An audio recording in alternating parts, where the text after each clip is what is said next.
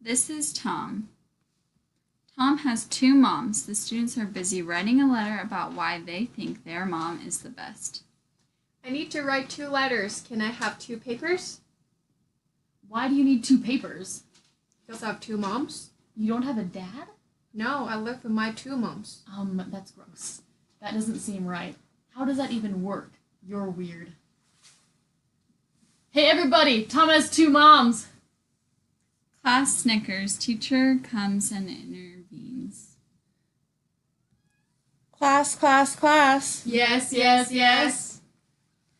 We are not being respectful to one another right now. We are going to stop the activity and talk about how to be kind to one another. There are different kinds of families. Some families have 2 moms, 2 dads, some only have 1 parent. Some people live with aunts and uncles, and other people live with their grandparents.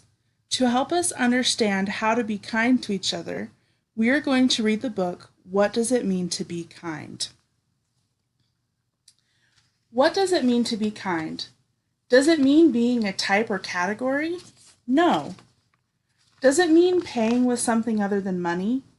No. Does it mean being sort of something? No.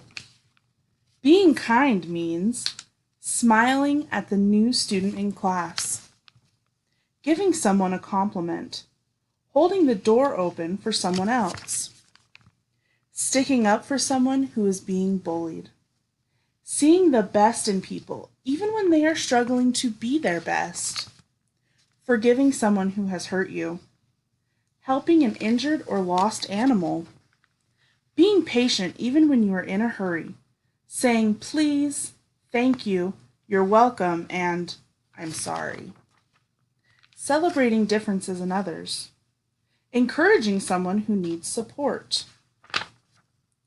picking up trash that isn't yours, allowing yourself to make and learn from your mistakes, noticing when someone is sad and taking the time to understand why, caring for those less fortunate than you are. Being kind means having the courage to treat others the way you would like to be treated. So show your friends what it means to be kind and spread the word. If we can all be kind to each other and to ourselves, our world will be more loving, caring, and harmonious. What are ways that we can show kindness to people who are different than we are? We can say we're sorry. We can forgive people who hurt us.